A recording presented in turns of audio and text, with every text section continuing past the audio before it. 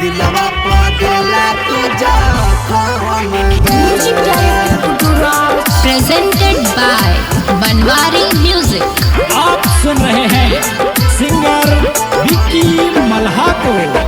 हमरा से प्यार के दोस्तरा संग में गेली तोड़ दिली हमर विश्वास गे जोगे हर जैया छोरी ठीक नहीं कैला दिलवा पगला तुझा खम गे जोगे हर जैया छोरी ठीक नहीं कैला दिलवा पगला तुझा खम गे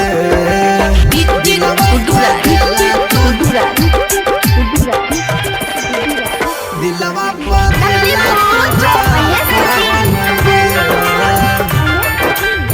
सम शुभ मानरी हो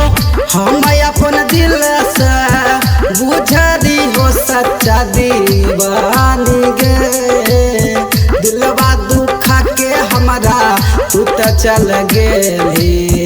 जचित जो हमारे जान गे दिलवा दुख के हमारा तू तो चल गेली कोना का जीवो हम जान गे दिलवा पगला तू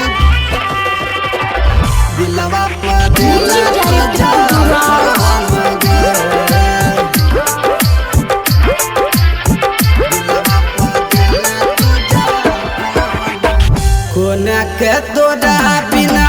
हमरा ने जीवो तोर दिल सच्चा विश्वास गे छोड़ के अकेला हमारा कहाँ चल गेला केना के जीतो तोहरे याद गे छोड़ के अकेला रानी कहाँ चल गेला केना के जीतो तोहर याद गे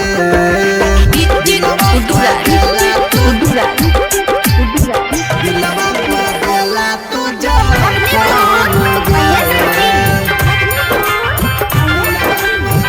विक्की कृष्णा कहो ठीक नहीं कैला छोड़ देला हमर तहु